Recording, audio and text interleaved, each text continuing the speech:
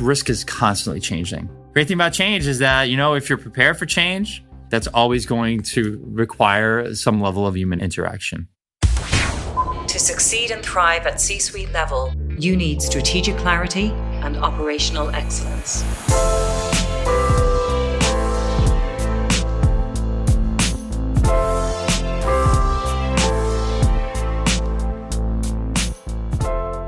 Hello and welcome to another episode of the C-Suite Framework podcast. As I record this, it is one of possibly the last warm days in late summer, early autumn before we enter into autumn weather properly. So enjoying that and looking forward also to lots of things coming up in the future. But as by now, pleased to announce that my How to Be a Chief Risk Officer course is now live with Premia to Premia members. So if you are a member of Premia, you get to access my course with a discount. And a reminder that all of my online courses, that's How to Be a CRO, How to Be a COO, and the Augmented COO are available on my website. And if you go to www.csuiteframework.com/courses, you will see them all there. And if you enter the code CSF podcast, that's CSF podcast, you will get 10% off all courses. Today's episode, I get to interview Jon Bosco. Jon is the founder and CEO of his own consultancy, eDelta Consultancy, based in New York. And he and I, it was so enjoyable to speak to him because we have incredibly similar backgrounds, albeit he came up through the US and I came up through Ireland. But just as I arrived in New York to spend 2 years there, Jon was founding his own company. He was at EY, I was at Arthur Andersen, and we were both in quite a niche area of technology risk. But what's interesting is what we both did with that, and what he did with that was to go on and found his own organization. And people I've spoken to about Jon talk about the way in which he's fostered such a broad network, his reliability, his constant evolution, his customer service ethos, and he's built a really successful business in New York from that. In particular, Jon has used his risk management skills to tackle AI and to help organizations navigate and use AI safely and commercially. And we're going to dig into that in this, as you would expect. Jon is also quite thoughtful about cyclicality and history repeating itself in cycles and what we can learn from the past to hopefully not make the same mistakes again. And we'll talk about some of that as we go into this. So it's a really broad, wide-ranging conversation talking about financial services, consulting, risk, technology, AI, and a few other things besides. And an unexpected big shout out for GDPR, which neither of us saw coming along the way. But that's it. Without further ado, let's cross over to Jon. Jon, welcome to the C-Suite Framework podcast. Thank you so much, Jennifer. I appreciate the opportunity for this discussion. So I'm looking forward to it. Yeah, no, great to have you here. And we have such a shared background, actually, because I did a business degree followed by a master's in accounting, which makes us exceptionally geeky, right? We could spend all day. Well, I'm a little rusty now, but we could talking about accountancy. We won't. Actually, just as you were setting up your business, it was when I moved to New York and spent two years there. So you were just setting out and we were probably pounding the same streets at around the same time. But great to have you here today. So listen, Jon, kick us off. Tell us a bit about that career trajectory, how you came to found your own organization, and tell us what some of the key pivot points were along the way. Absolutely. I started my career as we had previously discussed, having graduated with my master's and then entering the realm of the Big Four. I was one of the first professionals to be hired into doing both IT audit, or what they used to call EDP audit. Now it's called IT audit, and financial audit. So I would do, back in the 90s when technology wasn't at the forefront, we would do what we called, drive-by GRC reviews. And so it wasn't necessarily back in the day integrated as it is and has to be now. So, and then during the busy season, I ran financial audits. So having the duplicate background of being an undergrad with computer science and a master's in accounting really leveraged that skill sets very early. The use of data analytics had been pretty much highly used, but the mechanisms by which data was ingested was significantly archaic. But having said that, having the exposure in the Big Four was really beneficial to me.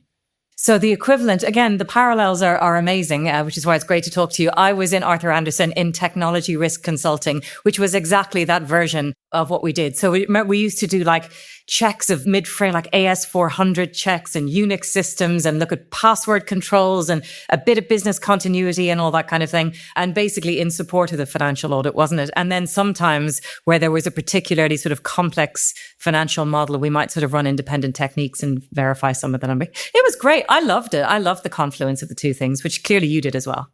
100%. I wouldn't have changed my career at that point. And other than one aspect, and we talked briefly about it, now that the kids are coming into the world of the Big Four, they do restrict hours to somewhat 45 to 50 hours. Back then, there was no restriction on hours, and you could work 80, 90, or 100 hours a week. And so it was a different time. It definitely was a different time at that point. Yep, I remember some of those days, not so fondly, but yes, I do remember them. But you branched out and founded your own organization. Tell us about that. Yeah, I mean, I was 5 or 6 years into E&Y, and I felt that it definitely provided me so many skills. The ability to communicate, the ability to get promoted every year. Honestly, that's the wonderful thing about the Big Four.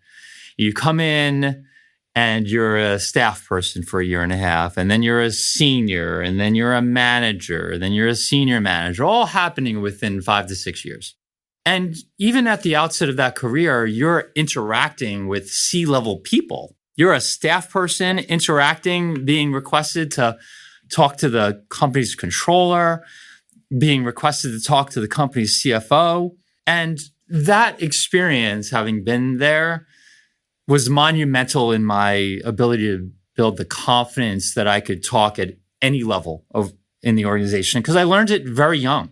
And so I wouldn't necessarily give that experience kind of up. And I think consulting generally, and even for some of the staff and seniors that I have who are interacting with CISOs and CTOs, it gives them the experience to kind of push themselves to communicate across multiple levels. And generally, you don't necessarily see that in conventional corporate type of environment where you're functioning as an analyst and maybe perhaps your only interaction maybe to your manager or your manager. So it's like that's something that I think it was extremely invaluable to my career. And so what was the genesis? What was the idea behind your own firm? Did you feel that there was a niche that they weren't filling? Did you feel you could do it better yourself? Why didn't you just stay and follow that path to partner in E&Y?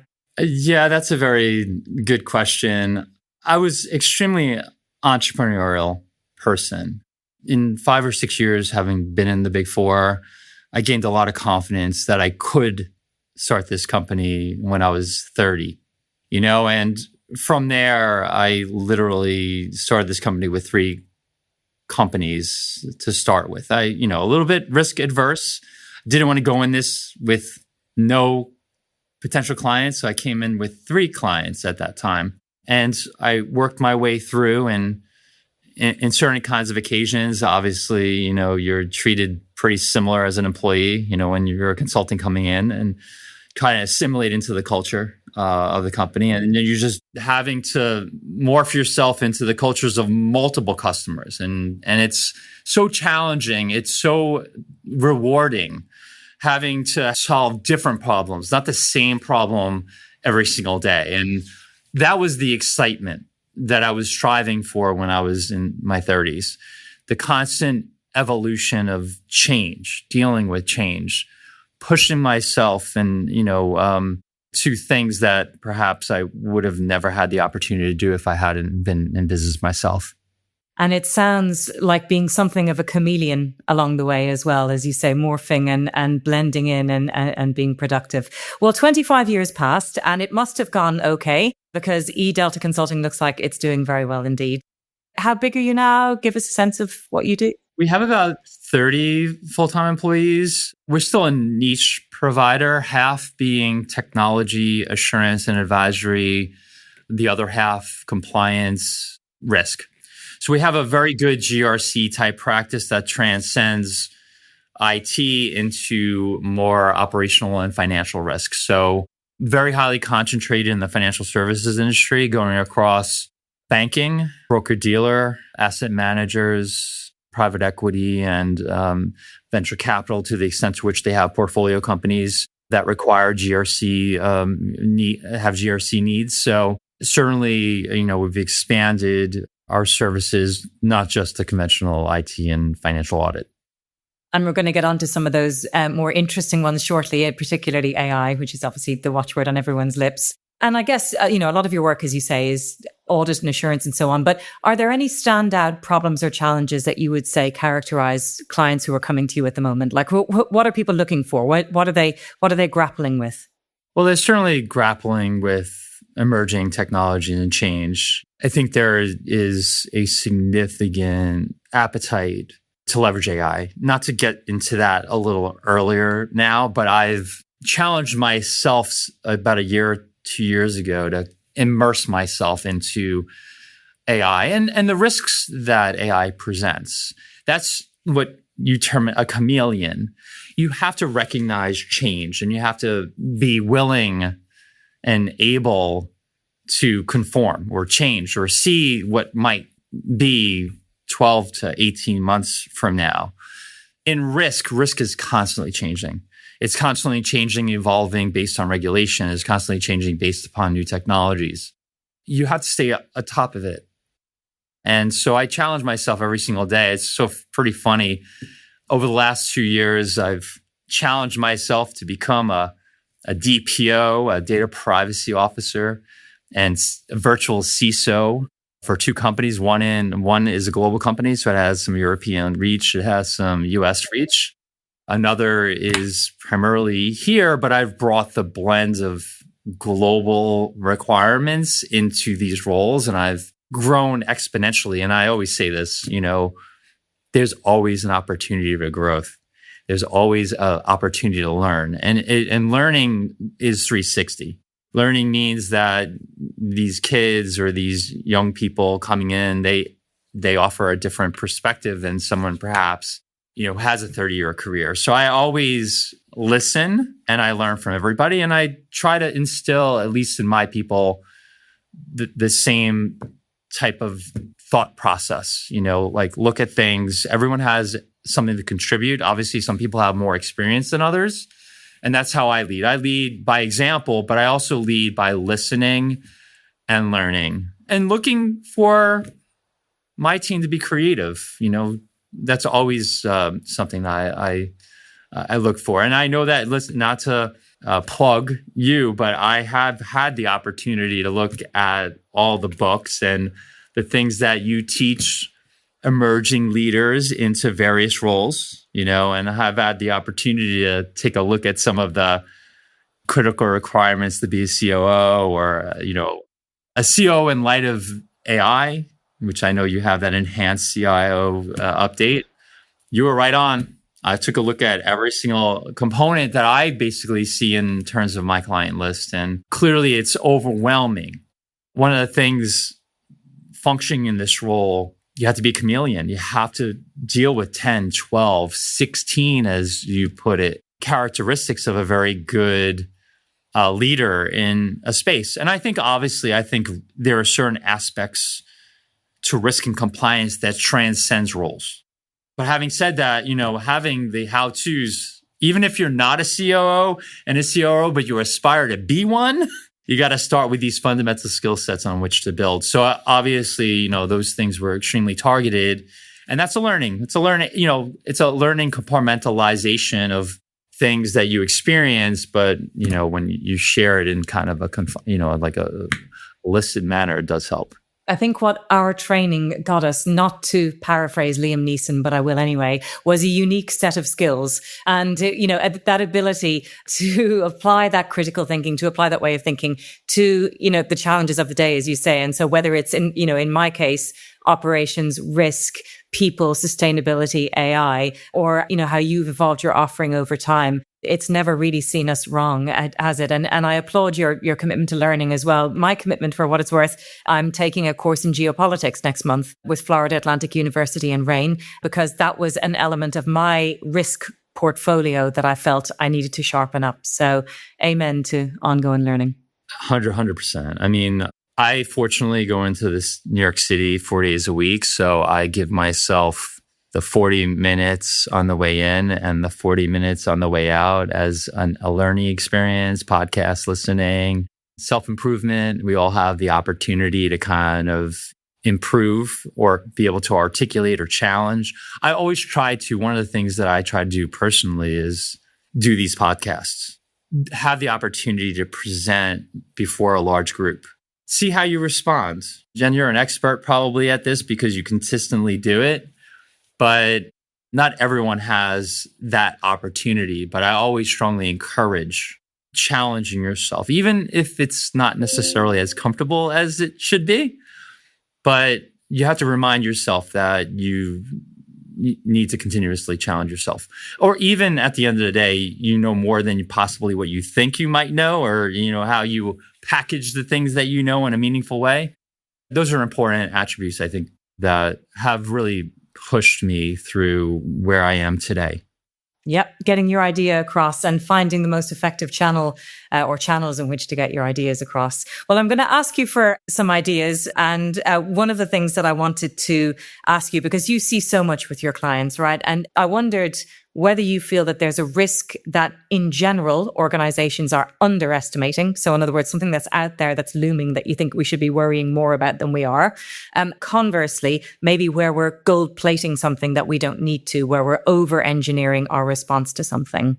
Sometimes I have to put multiple hats on depending upon where you live. The regulatory climate or environment is consistently changing based upon administration, right? So there's a lot of uncertainty in terms of how things are going to get enforced. So I try not to get into too much analysis paralysis, but there is definitely some paralysis because there's generally there's no history in terms of some of the changes that you're seeing here. And there are things like crypto. I mean, cryptocurrency, if anyone had gone through any losses during 2017 at Mt. Gox, Bitcoin market dropped probably 99% as a result of the security breach. I'm not going to say that is imminent because of the accepted use and the institutional support for these currencies, but certainly with the advances of technology, quantum, computing, we have to be overly concerned about like encryption. We have to be overly concerned about vendor risk management and our reliance on certain vendors. So I think that's being necessarily taken the right degree of time and effort to kind of address those risks. But those idiosyncratic events, are becoming less idiosyncratic. Our clients, that we interact with, I think they take things pretty seriously. If you're dealing with the financial services industry, you're generally, very sensitive to a lot of different things. But it's cyclical, as you started our conversation with. It's very cyclical. But they're having the 30 years of experience similar to you, Jen, going through the entire internet bubble and going through the 2008 crisis, going to the cryptocurrency market deterioration, going to some level of stagnation during COVID, and then obviously significant growth in the markets, which is somewhat concerning. What I'm concerned with is, and I think people are generally concerned about this, but are things too good to be real or too good to be true? Things that are too good would be an indicator of risk, right? I mean, it's like, it's the conventional thought process. So we have to really level ourselves. The market's not going to continue to go up indefinitely. What's the corresponding response to a very overinflated market?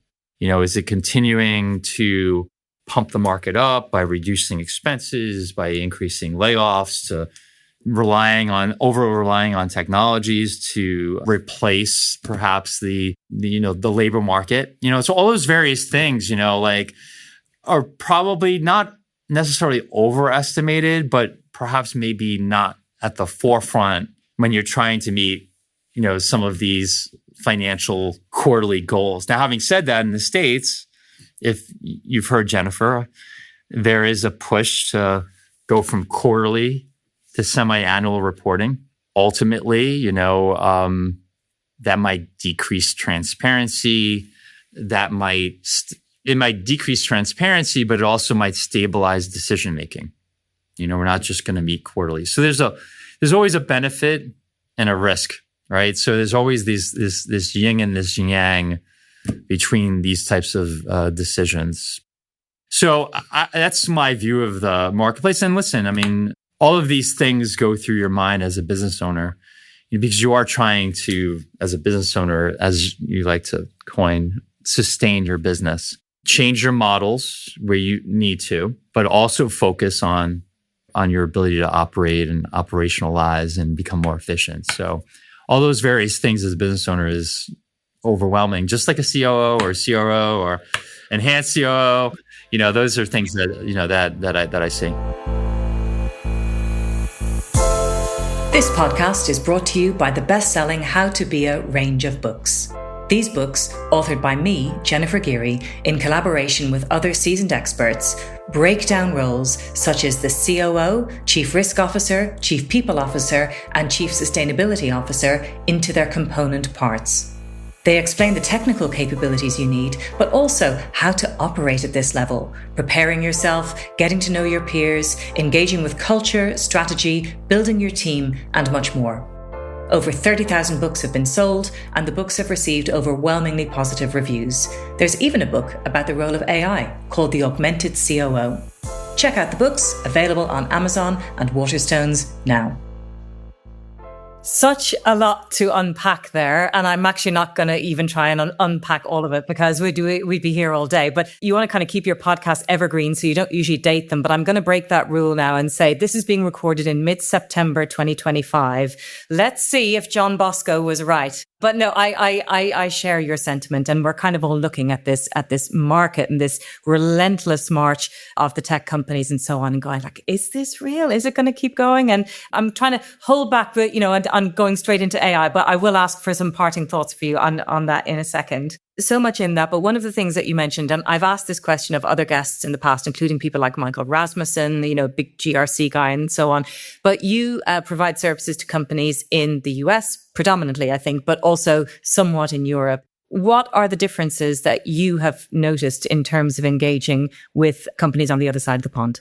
GDPR, the privacy laws and regulations in Europe are fairly similar to the privacy regulations here in California. Massachusetts, Illinois have similar privacy laws. So it's at the state level. So you don't have necessarily at the conglomerate of X amount of countries that are adhering to GDPR. EU AI Act, fairly prescriptive in terms of like the way AI models need to be risk rated, what's prohibited, what's not. There's not as much clarity here in the States with respect to that. There's a focus on responsible and ethical use of AI, but it's not regulated per se.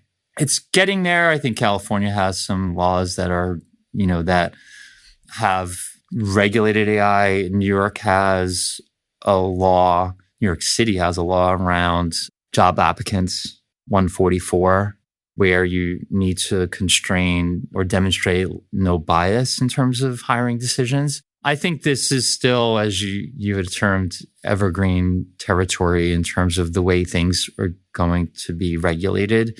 But I will say this, generally people don't respond until there's an event that causes significant harm. And then when people are harmed, people have to respond. And sometimes it's not necessary, it's too late. I think that's what's going to have to happen in order to get the level of enforcement and the required ethical and responsible deployment of AI to really hone in. And listen, in the news, you probably see, very high up in OpenAI left the firm to create more of a company to govern, because obviously there's a lot of concern around autonomous activities. that are decisioned by technology.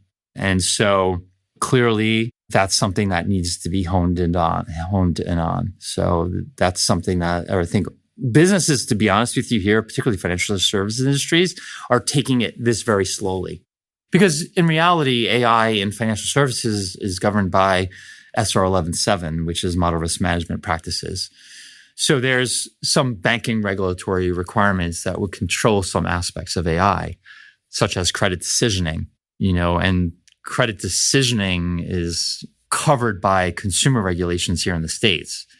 So if you have autonomous decision-making, you have to make sure those models are meeting the requirements of not being disparate and or biased. So those things you'll see culminate as a result of just the banking industry rules and regs. So you got a lot of things that are happening that will set the stage for how things are going to be enforced. And a little anecdote on GDPR. I worked for an American company, and they used to complain about how onerous the GDPR regulations at times were. And then I went over and visited them in a state where there weren't particularly strong privacy regulations. And someone was giving me a lift, and his mobile phone wouldn't stop ringing. And it was someone selling solar panels and healthcare and legal services and that kind of thing. And he said, "Oh my God, he said, this phone is driving me crazy." And I said, "You do know, that's what GDPR protects you from, right? It protects you from the 98% of calls and inbound stuff that you don't want and allows you to opt into the 2% of stuff that you do want." And I think it was a little bit of a light bulb moment for them. They're like, "Oh, that's what," to them it had been a nuisance until I explained as a consumer what that means. I 100% every day get phone bombed by tons of robocalls, and there's few guardrails that prevent anyone from doing that here. Even if you ask to remove from the list and you plow through the sequence of numbers to get to menu items, to get to it's unfortunate. I was going to ask you about that. I was going to ask that you do not receive anything. One a quarter. Like very randomly something might get through, and then you block them and then they're gone. So hooray for GDPR. I think the issue there is that the numbers that are calling you are US-based numbers. And so, but it's offshore calls. So you probably, in Europe might have better controls around your use and subscription of phone numbers here in the States. Phone numbers are just a dime a dozen here. So anyone could get a phone number and start to, call, right? So there's no accountability with respect to that. That's some of the challenges that I confront 100%. And don't forget, we also have 416 is Toronto. Conventionally, people are going to think that's a US-based phone number, but 416 is Toronto. So at the end of the day, we're talking about North America in general, and we don't have those +6352 and the longer numbers that you can decipher elsewhere. There you go. Leaving that to one side, leaving our mobile phones to one side for a second. You started down already, and I'm not going to hold back anymore. Let's get into AI, because you and I are both working at the confluence of risk management and AI. And it's so interesting how these two disciplines come together. Some organizations are going all in on this, but a lot of organizations, I think anyway, my observation, and please validate, is they're taking a very low risk averse approach to this. They're using some very basic tools, a little bit of office enhancement, a little bit of efficiency enhancement, that kind of thing. But there's an uncertainty and there's a holding back. And so what, in your opinion and in your experience, what can and should organizations be doing with AI to genuinely boost revenue, reduce costs, do something to move the needle? So I've aligned to an agentic AI platform, basically allows for LLMs to be used. Any LLM can be used over a governance platform. But a couple things can be done, like the conventional, a lot of firms are using Copilot or they're using OpenAI and they're doing prompt engineering. And so they're not creating agentic AI workflows with the use of agents. So they're putting their foot in the water through the use of just prompt engineering, right? With solid single-use agents for certain things like removing confidential information from PDF files, just conventional one use case. The bigger banks and the bigger financial services firms are really, they're taking prompt engineering to another level, and then they're introducing agentic AI workflows. So I think overall, what you said is that I think everyone's taking a very cautious approach, at least in financial services and the way they implement. Certain firms are just doing departmental uses, saying, okay, we're just going to create the innovation at the departmental level, come up with their use cases, kind of elevate those use cases up to see if it goes through an AI committee structure that has risk components to it. So everyone's taking a little different approach, interestingly enough, here. But everyone is being thoughtful in the way they deliver it. That's the good news. Obviously, the concerning news is that, yes, the long-term is more long-term concern. Short-term concerns, we're getting into prompt engineering to help me do my job better. We're going to call it AI assist. It's an assistant to me, helping me do my job better. Ultimately, it will be an agent that will replace me, okay, at some point. But that's probably 5 to 6, 7, 10 years down the road. So those types of things. In terms of risks, there's tons of risks in this space. And that's why it's an enterprise-wide initiative. The great thing about AI, the good thing about it, it's enterprise. It will affect every piece of an organization. Okay?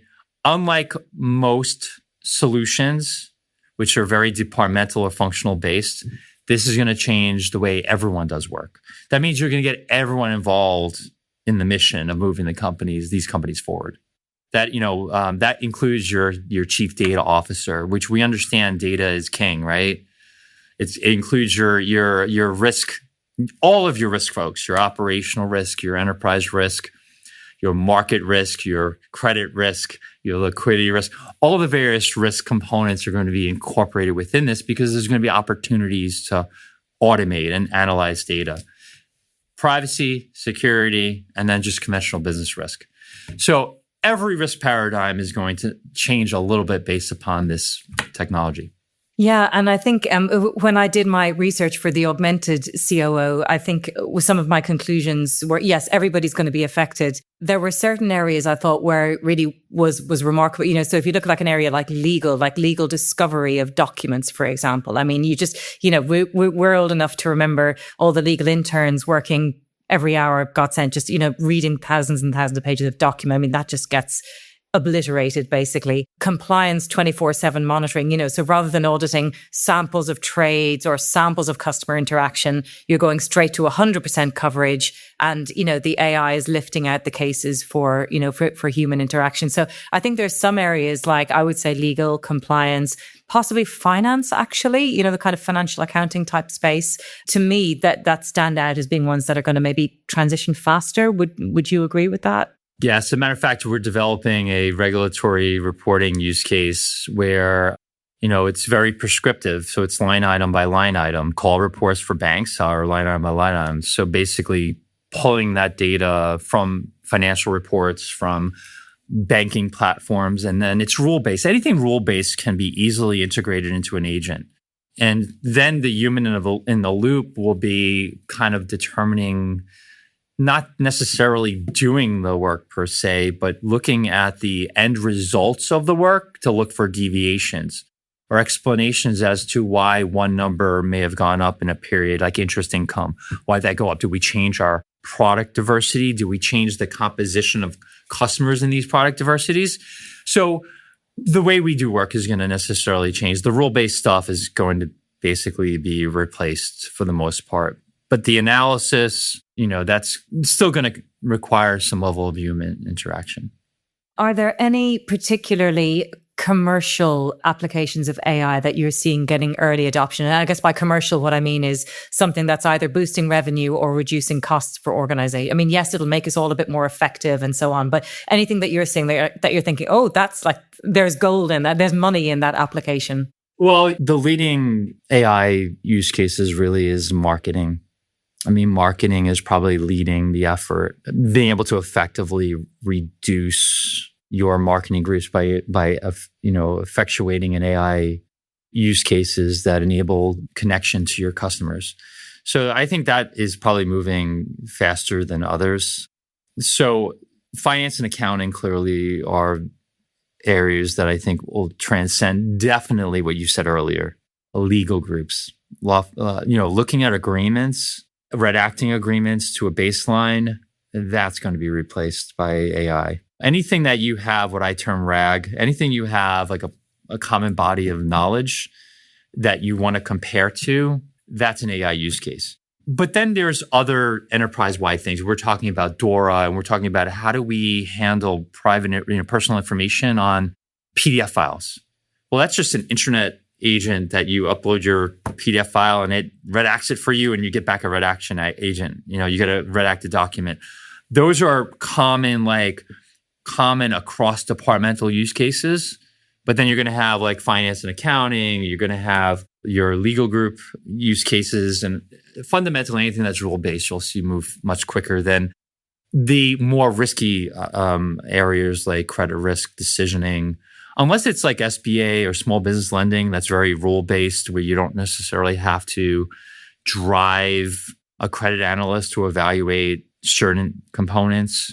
That could potentially be auto decisions, auto dealership, approvals. You go to the auto dealership, you get approval for financing on the spot. Like that was done non-AI, but that'll be completely AI'd and probably quicker and more seamless. So there's definitely things that, that I see happening relatively quickly over the next 2 years. And coping with hallucination, with deception, with the known downsides of the models. Any insights in that, Jon? It comes down to data. How good is your data? How good is your common knowledge source? Clearly, even with a good knowledge source, these LLMs interpret.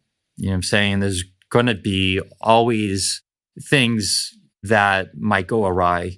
We talk about bias. Bias occurs at the outset of the development of the model because maybe the training data wasn't disparate enough, or have, drift, changing conditions. Like we talked about AI drift. So environment changes and then your model is no longer good. That is going to keep us completely employed because those things are invariable, going to happen. We have the idiosyncratic events that are happening every single year. We have the changing environmental and just changes. Changes cause risk. And so this LLM operates this way and, it's not plug and play. I want to go to the latest version of the LLM. Well, you know what? All the things that I had built before need to be retested and recalibrated. And that's where I see our involvement and continuous involvement to be. That's the great thing about change. Great thing about change is that, if you're prepared for change, that's always going to require some level of human interaction. Because, and this is a nice segue maybe into the last question I'll ask you, history does repeat itself, but it's never quite exactly the same the next time around. And that's why we have to constantly tweak the model. We did talk in the run of this, Jon, about cycles, about things like the .com boom and bust. When I had just arrived in New York and you were setting up your organization, it was, we talked about the financial crisis. You talk about 100 years ago, you talk about now and so on. There are cycles, there are booms and busts, there are things that you can recognize and so on, albeit maybe they change each time and we have to adapt. But what do you think we can learn if we apply everything that we've learned from these cycles to this so-called, new industrial revolution and AI? What do you think we can infer from that so that maybe we can ride the wave a little more smoothly? Number one is we can't forget. Can't forget what has happened previously. We have to learn from every event that may have transpired. 9/11 was a significant event in the US.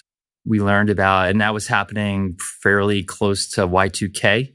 And so what we learned was that we need to back up our source code. We need to back up our programs. That wasn't necessarily a critical thing at the time, right? 2008 crisis, obviously, the overinflation of certain things that were sold to the public.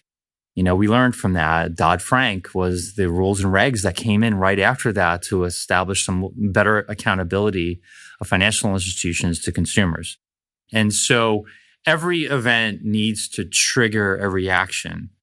The reaction doesn't necessarily have to be a regulatory reaction in order to conduct your business in a manner that makes sense, that's sustainable. So I think, surround, as you're an up and coming C-level, it's important, and this isn't self-serving, It's important to get experienced people around you who can kind of help you navigate the various risks and threats and events that have established us and how we responded to it. Because you're going to do the same thing in the next 30 years of your career. You have to respond to an event, you have to react to that event, and you have to fill a gap.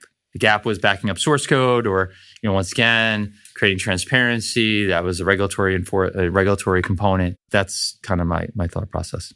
Yeah. Recognize bubbles, recognize feeding frenzies, recognize when common sense may temporarily go out the window before things are brought back down to earth, and learn how to navigate that and steer a steady path. Jon, it's been an absolute pleasure speaking to you. Actually, for me, sitting here in London, very reassuring to hear just how much we do still have in common and that the issues and challenges that we have. Thank you so much for coming on today. Thanks, Jennifer, at the time for giving me the opportunity to talk today. Appreciate that. We hope you enjoyed the podcast. For more information about the How to Be a books, the C-Suite Framework courses, the podcast, or to get in touch with me, head over to www.csuiteframework.com.